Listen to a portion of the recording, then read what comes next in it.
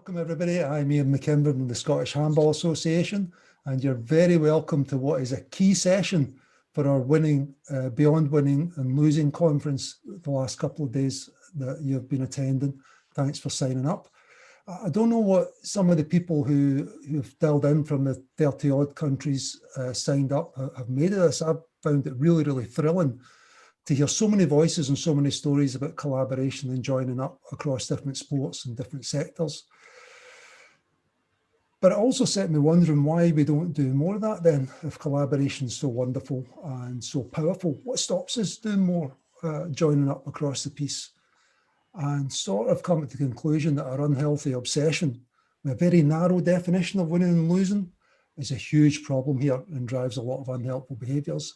I don't know anybody better to discuss that way than Cath Bishop. Hello, Cath. Hi. So good to have you joining us today. Great to be here. We're going to spend some time talking a wee bit about the idea of the long win, right? But in introducing you, the problem I've got is I never know where to start. You're such an eclectic character. So, leadership consultant, former diplomat with experience of conflict resolution in war zones, and of course, well-known and successful athlete, former world record holder, 3 times Olympians, won a silver medal and so on. So tremendous achievement in sport, but also more recently, the author of a fabulous book, The Long Win, which is a really helpful takedown of some of the received notions behind winning and losing in sport. I have to say, confess to being a fanboy. It was a big inspiration for us setting up the conference, so it's great to have you here. I'm going to ask you to just explore some of the key themes in the book shortly. But before we do that, can you tell us a wee bit? You're obviously well known for your own career, but what's your exposure to handball been? What's your perception of handball? Yeah, so I should say most rowers are sort of famous for not being good at sports that involve balls, which was probably my limited experience at school. But actually, as part of my travels and working in Europe, studying in Europe, I've come across handball, particularly in Germany, also working in the Balkans, in the former Yugoslavia countries, Serbia and Bosnia and Croatia. So I've definitely seen it played when it's the national sport almost, or one of the key sports. And I can remember going actually as an exchange student about aged 14 or 15 to Germany on one of those school exchanges, and joining, turning up for PE, and again, we're doing handball today. And we sort of looked at each other and thought, oh my goodness, what's that involved? And they couldn't believe that we didn't know this great game.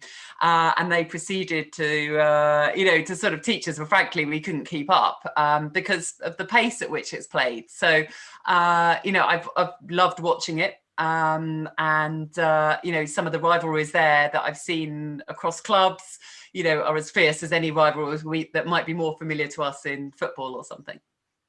Yeah, it's kind of mystifying, isn't it? Because conceptually, it's a great sport. It's not particularly well known in the UK. You get the idea it's big, but if you actually, travel over to Europe and see some of the scale and see the pace at which the game's played, it's just breathtaking. Yeah, pace is how I remember it. Yeah, and being frankly left for dead. And I guess you might have been quite busy at the Olympics, but it's a big Olympic sport as well, isn't it? There's a lot of buzz around about tickets for the games, isn't there?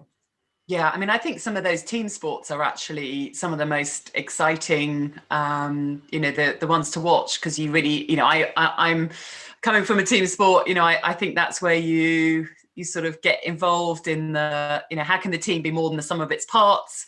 It's where you get the characters, the identities behind teams, what makes this team work and this team not, when they're both full of, at that level, outstanding individuals. So I often think some of those sports, handball, hockey, offer really a great spectacle. And if you start watching the teams go through the tournament, then, there's some great stories there.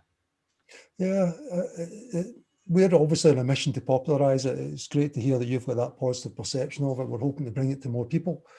But coming back to the long win, the idea behind the long win, it's fascinating book. I suppose, as a person involved in grassroots sports for a dozen years as a coach, you know, when I came across your work, it was almost like an epiphany, you know, the critique of the win at all costs mentality, you know, some of the behaviours that you see in sports, some of the justification for the ends justifying the means, and you have a really acute critique of that and a better framework to propose. And I have to say it's wonderful, because it's one thing to tell somebody, you know, to say somebody shows your medals and you don't have any medals, but you've got the medals. So to actually actively critique the way things are done is fabulous. It was tremendous to come across the work. But there might be a few people wondering, what's the problem with winning? Why do we have to even be thoughtful about this at all? Surely it's self-evident winning is a good thing. Yeah, well, that's kind of what we're led to believe, isn't it? And I mean, this has been going around my head for, you know, a couple of decades, probably more than that, you know, 25 years or more, trying to work it out and seeing this sort of paradox of it's all about winning, but hang on, a lot of the winners don't seem very happy. Certainly everyone else is discarded along the way. And look at some of the things that are done in the name of winning, which doesn't look like the sort of picture of what success ought to look like. And so I've just had all these questions in my mind, really, that when you look at the underbelly of the glorious winning image that we're showing, it's a little bit more complex than that. Like anything in life, it's a very simplistic image. We love those little quotes, the sort of winning is, you know, not winning isn't just everything, it's the only thing, you know, all of these kind of mantras that, you know, we've all heard, whether we're in sport or not. We've heard them in the playground, we've heard them in the boardroom. You know, they occur everywhere. They're in Hollywood movies. And yet when you stop and think, what does that actually mean and how does that play out? It doesn't really play out very well. And, you know, I am driven by performance and exploring our potential. That's what I'm interested in. So it's really important to say I'm not anti-competition, because often people say, oh, well, if you're not for winning, that means you're for, you know, everybody having a medal or something.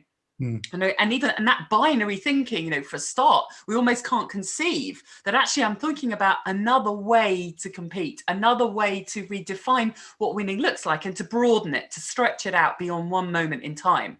Because again, we tend to focus on that podium moment, the picture that looks good in the newspaper. But we don't always realize the story behind the picture, the story of what led up to that moment, what comes after that moment, and even the actual emotions in that moment. And when I saw time after time after time, people with gold medals saying they're empty, they're unfulfilled, they feel depressed. And afterwards, you see, you know, statistics of nearly 50% of elite athletes having ongoing mental health issues. And we haven't even got to the world of, you know, real cheating and doping and financial doping and all of the kind of challenges there. Not even got to that point yet. You know, you think, hang on, are we really doing this in a way that is A, something we're proud of and inspires future generations, B, gets the most out of what sport can contribute to society, you know, and C, actually enables us to explore our potential, because I think we're holding ourselves back by this narrow definition. Absolutely, and I know words are really important to you, and it's a key theme that comes through the long win, and a lot of the language is binary, as you say, you know, and the inference that people are invited to draw is, you know, if you're not a winner, you're a loser, and the reason you are saying this question in winning is because, well, you must be a loser then, you know, so it's fabulous to have a different sort of critique of it. One of the reasons that I found the long win compelling, you know, it doesn't read like a normal business book. You know, it's a good read.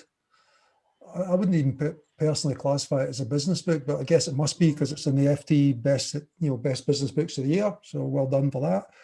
The thing that comes through really strongly is that the way you've structured the book, you frame it with your observations about your experience in Athens 2004. Can you tell us a wee bit about that? You know, obviously during your career, you experienced highs and lows as an athlete, and the book goes on to unpack them a wee bit. What was it about that particular experience of silver medaling in 2004 that was the catalyst to getting some of these ideas out of your head that had been there for 20 years? Yeah, so I mean, it's really interesting talking about what do you call the book, and it's funny because I actually really struggled to get a publisher because they went, "What category are you in?" You know, are you in business or are you in sport? And actually, could you separate out? Because we think you'd be much better if you just go for one. So there's this sort of irony. It's like, but I want to talk about how this problem goes across education and sport and business and politics and diplomacy. You know, that's the whole point of the book. But, you know, I was sort of greeted by, but hang on, which category, which silo does that go into? So it's very interesting. We have this you know, this challenge of not always thinking across the piece, but that really it's the fact that this kept recurring in different parts of my life. You know, as now working with businesses, but you know, previously being a sportswoman, being a parent, negotiating the world of education. You know, it's the fact it kept recurring that is what's kept it in my mind for over 20 years. But you're right, the course of the 3 Olympics that I trained for, in particular the sort of the last Olympiad, you know, was a huge kind of mindset shift. And it came out of actually in, you know, a terrible disaster, if you like, in the fact that I went to Atlanta and came 7th. And then, you know, was all set up to train harder, be the toughest person there, you know, extra training on top of the sessions. Nobody was stronger, nobody was tougher. I broke records on the rowing machine, British, a world record, you know, and then I came 9th. And not only was that a disaster, you know, my whole identity was tied up in it. So I felt my whole life had been a failure at that point. So I had on so many levels bought and drunk the vial of win at all costs, that this is the elixir of life. And I'd been shown to be the biggest loser out there. So, you know, that for me was a huge low. But it was also a point where I thought, well, there's no way that I've achieved my potential at the moment. You know, I mean, maybe I'm not as good as I want to be, but there's no way that 9th, I just knew that I wasn't thriving. I wasn't kind of looking and exploring lots of ways in which I could develop as being the toughest, strongest, meanest person out there. But I actually wasn't really thinking about my mindset and my behaviors and how I was investing in the relationships in that world. And it was when sports psychology started to be much more prevalent, and how we had access to it in that 3rd Olympiad, that the performance thinking shifted, where we, in order to get results, we don't think about results, we think about performance. We think about what all of the things we can improve. And it's that focus on improving that optimizes the results we get. So we're aiming to become world-class at improving, because you know what, those results will depend on all sorts of things we can't control. The competitors, you know, the weather, there's luck, there's referees, there are umpires. We don't even know if events are happening in 2020 and 2021. But what we can do is to, you know, learn optimally and learn beyond the easily measurable stuff, because that peak performance, as I realized to my cost, it's not just who's done most training or the hardest training or who's the physically strongest.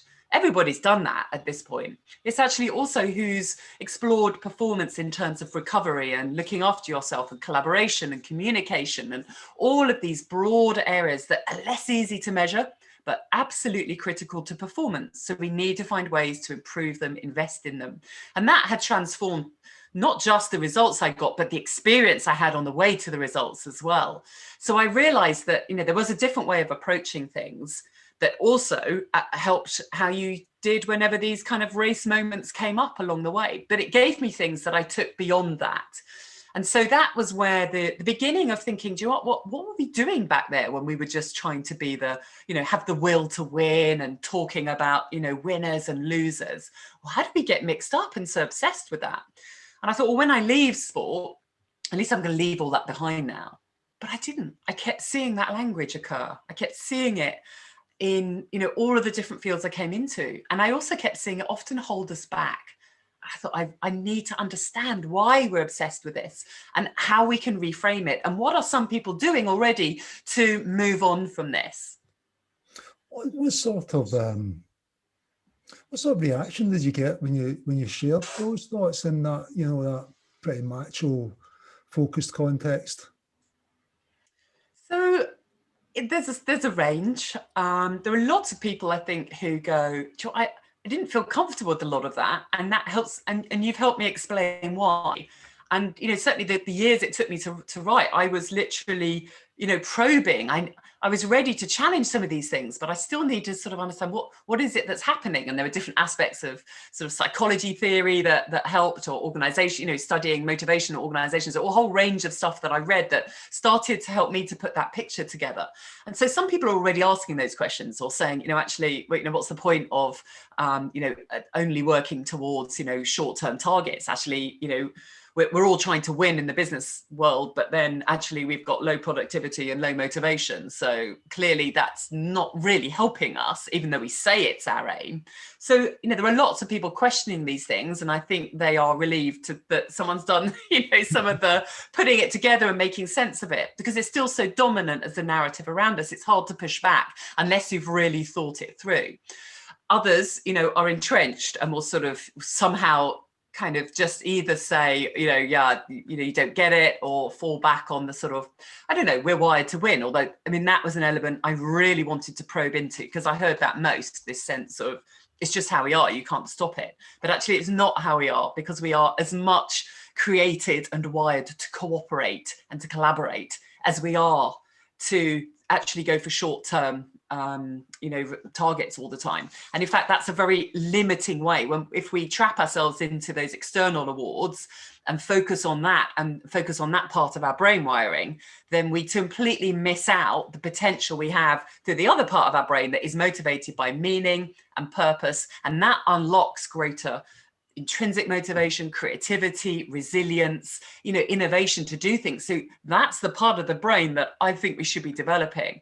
We have it. It's just up to us whether we switch it off and go with the sort of almost like the addict part of our brain that's addicted to the next short-term hit and the next one and the next one with diminishing returns, or whether we can actually move away from that for a moment to think, do you know what, there's a bigger game to play. Yeah, no, it's really it comes through really strong in the book, that sort of like the sugar hit of winning, that sort of evanescent experience, but it's going to pass. One of the strengths, again, of your work, I think, is that notion of interconnectedness and the different perspectives. So some of the stories in The Long Win are from the perspective of the business world. Some of us might be more familiar with than elite sports. There's also quite a few from your experience in the diplomatic world, which I'm guessing many of us, is opaque to many of us. Sport is often held up as a sort of lazy metaphor for life and business and everything, you don't have to look very hard to see the memes. And some of them are insightful and some of them are valid. But quite a lot of them are very much of the sort of, win at all costs mode. I was really intrigued, what learning would you offer? What examples would you offer out from your diplomatic experience that sports could learn from? So the interesting thing with the diplomatic experience was that it was about negotiating, and that was at the heart of what we did. Actually, most of our lives are about negotiating, whether it's, at home, parents and children, or in the workplace, negotiating how we're going to work on this project, or who are our partners, and and in sport, we're negotiating to teach, to coach, to get people to join our sport. So, I think it's a core skill, and I'm delighted that at least I spent time in a place that recognized the importance of negotiating skills and understanding what it is. And I mean, one of the critical things when we were negotiating is we would almost have two tracks going on. We'd have the technical substance of whatever it was. So it might be a peace agreement or an EU directive or whatever it might be. But the other track was always about, who are we connecting with? How are we working? What else could we be doing? So a mixture of listening and curiosity and empathy and picking up the mood of the room. And actually, that was always what was going to determine the outcome, not how brilliant our ideas were. We never, in fact, we achieved the opposite by trying to bring more rational reasons why people should do what we want. We actually push them further away, which seems illogical, but that's how our wonderful, rational brains work. And we see that in politics, that actually just, repeating more reasons why you're right, it doesn't bring people over to your side. It has the opposite effect. So I think because we were so aware of that, we were always working really hard to understand other perspectives, to think about what does the world look like through your perspectives. Till I understand that, we've got no chance of agreeing on something. So it was that real, deliberately seeking out other perspectives that seem crazy, but actually that's how the world looked to others, and they'd fought wars over it, or they'd gone to extreme lengths to stand up for it. So this is serious stuff. It's not going to shift because we've got a really good plan over here of how it could be different. We have to understand the world through others' eyes. We have to understand the language, the frame that they bring to it, the mindset, the beliefs that underpin it. It's that connection piece, not connection on a transactional level of I want this, you want this, shall we swap?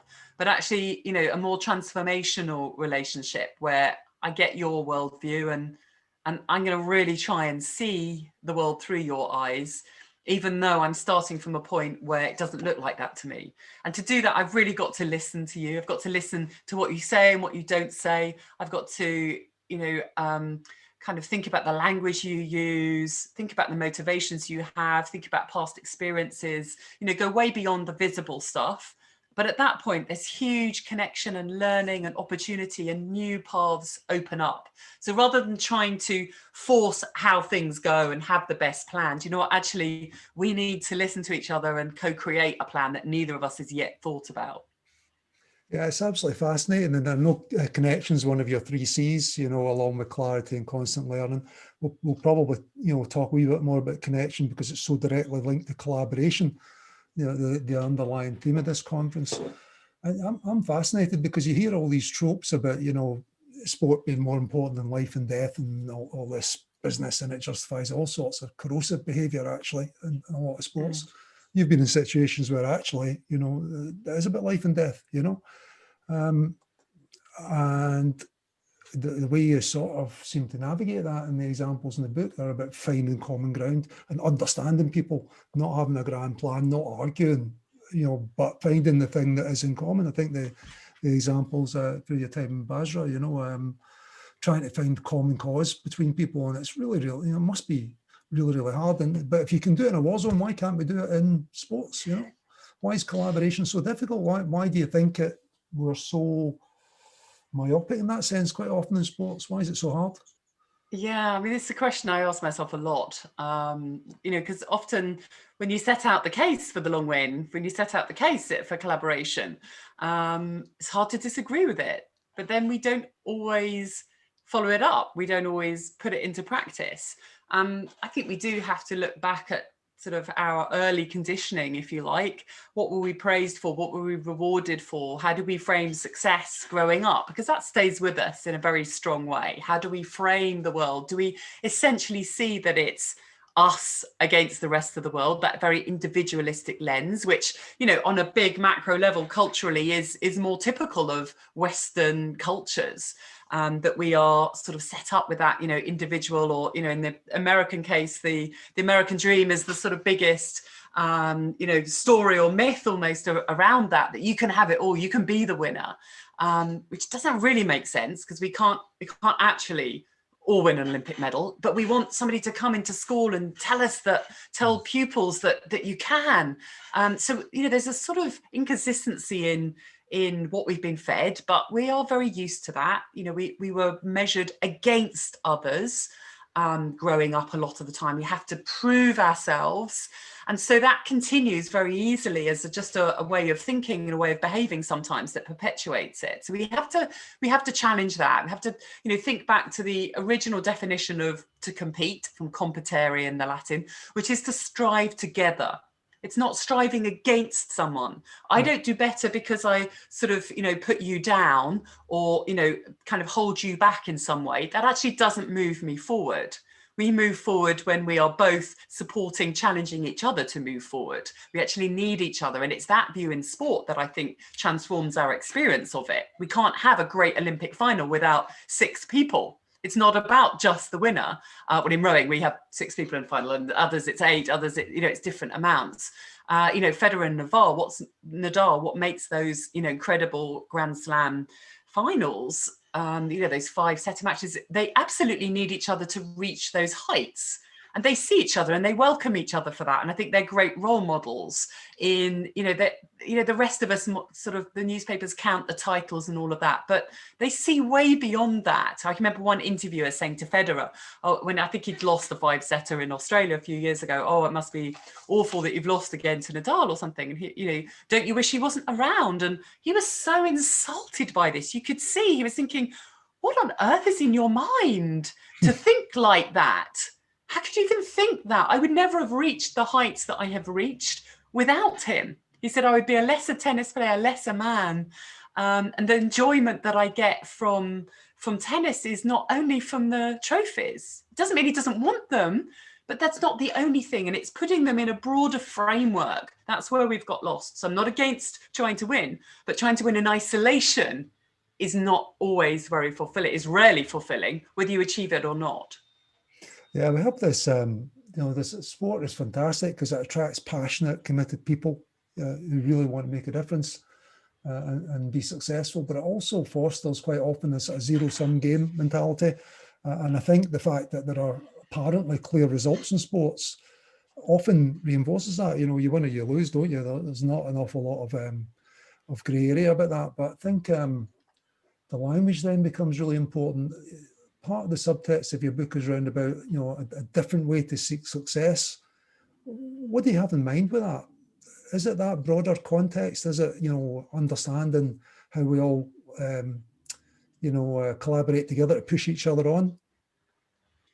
Yeah, so, I mean, just want to go back to that kind of concept at the moment, because that concept there about, that sport is so easy because it is just that win or lose moment. But we need to think about what that moment represents, because if it's not okay to cheat in the process of getting there, it's not okay to maybe abuse athletes, it's not okay to do these things, then that medal in itself is important in relation to the experience that's had before it. So for me, it's about the story around the medal that counts. If you've got an athlete who's won, but had a terrible experience and has a sort of lifelong mental health issue or goodness knows what, if you've got athletes who are saying, do you know what, I'm not sure it was worth it. Or, like the bronze medalist gymnast Amy Tinkler saying, I'd give it back if I could change the experiences I've had in gymnastics. That to me is not a simple, well, okay, she won, it's fine. It's not fine. That story is not fine. That is not also gonna, help the next generation. And we are limiting what sport could offer us as individuals, as teams, but also as society. So I think it's not okay to say, that the result, simply on itself, it's meaningless until we understand the story of what it's been part of. And I think, we lose out by only thinking about the kind of ranking side of it, this sort of almost, one-dimensional aspect of it, because there can be other great stories. There can be people who've been through, incredible challenges to come fifth, and they broke their leg 5 weeks ago, or, whatever it might be. It's a great story. Some people have overcome huge challenges, barriers, maybe even just physiological challenges to get to where they get to. I think that's brilliant to celebrate, because we all come from different starting points. And it's quite arbitrary that the thing that we're measuring each time, if it's 2,000 meters, that helps somebody in rowing. If it was over 1,000 meters, that would help other people. If it was 1,500 meters, that would help other people would do well in it. If it was 3,000 meters, that would suit other people's physiology. So we've chosen quite arbitrary kind of ways of measuring this. Fine, that gives us that nice kind of clarity. But we have to accept, surely, I think, that, why would we sort of discard other stories of success and growth and achievement and just, the interest that comes from the whole picture behind an Olympic final, the tactics, the decision-making that everybody is part of, not just the winner. So anyway, I wanted to come back to that, and then I've forgotten your other bit of your question. I think what's fascinating about all this is the way it links, quite often there's a kind of, barrier put in between what is sometimes called elite sport, probably better called performance sport, and grassroots, but the story that you're weaving here applies equally to both. The person who wins the medal and then feels, what was that worth? Or younger people get involved in sports and getting discouraged because they're not good enough. You're told they're not good, and we need to make sure that people have got different definitions of success to work with. And winning's an unhelpful concept because it does seem to be binary. Yeah, and I think that it's also quite short term, because particularly if you're involved with, people coming new to the sport, we just don't know how quick they're going to improve.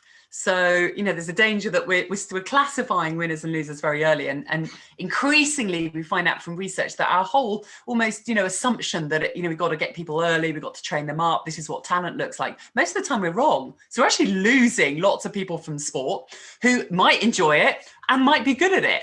Well, that's not a great outcome either. So we're not, that's not helping us, this sort of classification of who the winners are, who the losers are.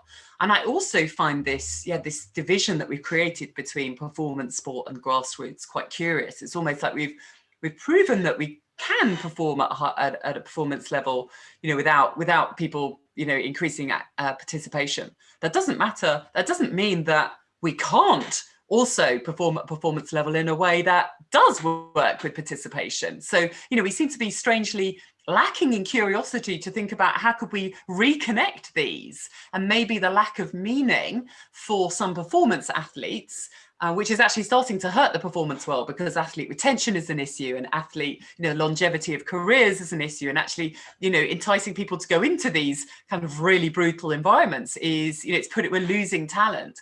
So it's something that's needed for the kind of long-term health of the performance world. But I think it would also help the mental health in that world for there to be much more of a connection, for elite athletes to stand on the podium and think, this medal is connected to something that has meaning, the sport that goes on after me, the sport that I'm just a part of. And there are many other people part of this sport at all sorts of levels, not just those doing it, but the volunteers, the people who enable sport to happen, those kind of, absolutely incredible army of, administrators and umpires and referees, who enable sport to happen and who love the sport, who are part of it, who are part of the sport moving on. There's such a bigger world that we can be part of, that community aspect, if you like, that I think would help at all levels. And that's the bigger purpose of sport for me, is to connect communities, to build communities, to strengthen, not just in sport, but how we go about our business, our education, whatever it is that we're involved in. Sports can be so powerful, but if we limit it to winning and losing, then we're actually limiting the power of sport to help us with wider issues. Yeah, and that connection, that connectedness, it's never had a more potent or poignant demonstration than what's happened in the last year or so, obviously with the terrible events around about COVID and so on. So if there was ever any doubt that we're all interconnected before, there certainly isn't now. So totally on board with that message. What do you think the things are, though, practically we can do to foster collaboration across sports in particular? So, there are all sorts of things we can do just in terms of, how we, including collaboration as a measure of success, if you like, as a target, as an aim, to be very intentional about it, to say, do you know what, if we can collaborate, stuff will come from this. We're going to learn all sorts of things. We might not yet know exactly what, but we're often so conscious to overcraft outcomes in the future that we then limit the options that we go down, because if we haven't thought of what the possible outcome could be, we don't do it. So it holds us back from that innovation, experimentation, and the natural path of collaboration. So I think we should think to, actually, collaborate first rather than some sort of addition afterwards, add-on piece.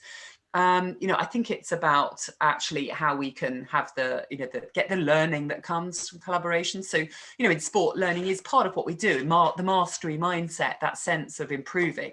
Now, again, sometimes the focus on winning shuts that down because we're so focused on the next result. We don't do the learning that would actually help us over the longer time. And I can remember, early on in my career, that the reason we didn't get to a good enough level internationally was because we weren't able to do changes that would slow us in the short term, changes to our technique, for example, that would make us go much longer, much faster in the longer term. But we just weren't willing to do that because on a daily basis, we were all trying to win the rankings every single day, which was meaningless in the end. So, it is about thinking, how can we have that much more of that focus on kind of the learning, the experimentation, the collaboration, that are aims in themselves, that are measures of success in themselves, alongside the medals that come, and we have phases where we win and we have phases where we don't win, but we're gaining all the time.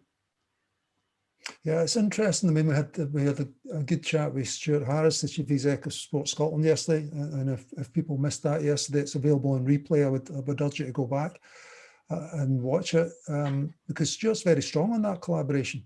And Sport Scotland as an agency has been very helpful to us, not just through COVID, but also encouraging us to think about qualitative, collaborative goals, as well as, the obvious, how many folk have you got signed up kind of thing, So measurement becomes really, really important. Yeah.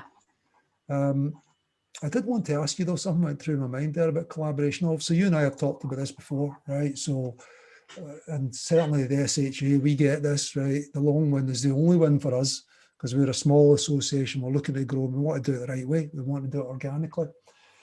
But not everybody gets this, right? And I had a conversation with a chief executive of sport this morning where he relayed the experience of trying to encourage his board to collaborate with another sport on an outreach to the local school, and was discouraged from doing that because they might steal our people, kind of thing, you know. So how do we speak to, how do we find the common ground with people who don't get this?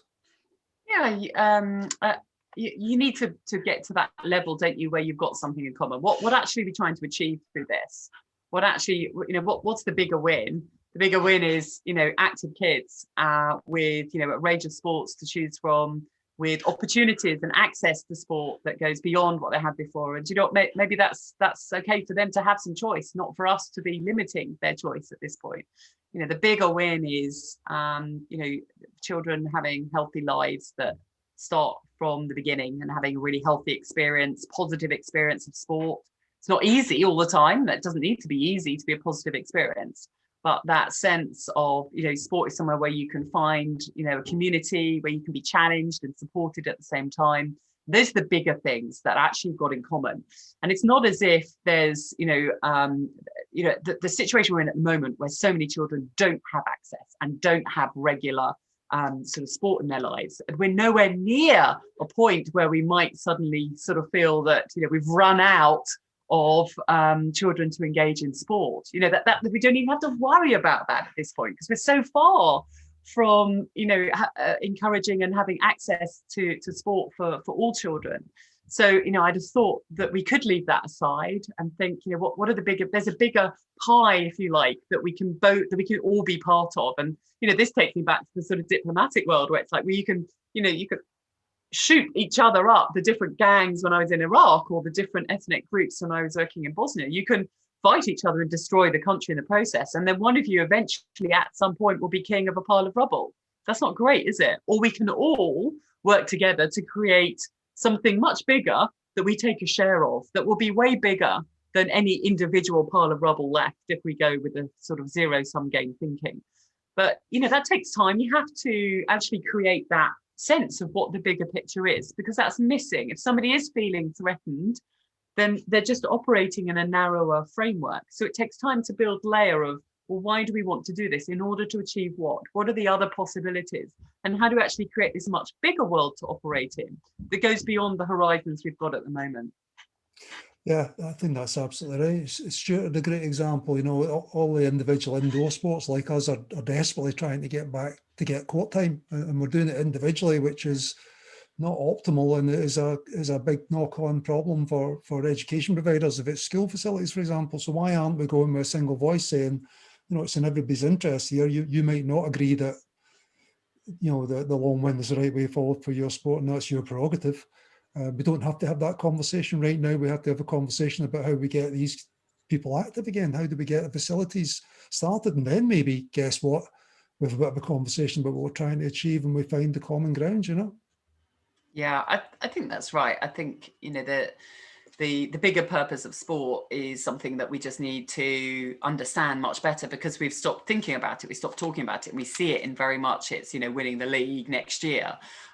It's not, it's making sure that that child is you know, an adult that's still exercising in 20 years time. And it may well not be in either of your sports, you know, if there's two sports sort of competing for court time. You know, both of you have the objective of making sure that that's the beginning of a healthy relationship with sport. And, you know, much as I love rowing, I'm, you know, not everyone's going to be a rower. It's just you know, you have periods in your life where you do one sport, you have access to it, but then you take that into another sport.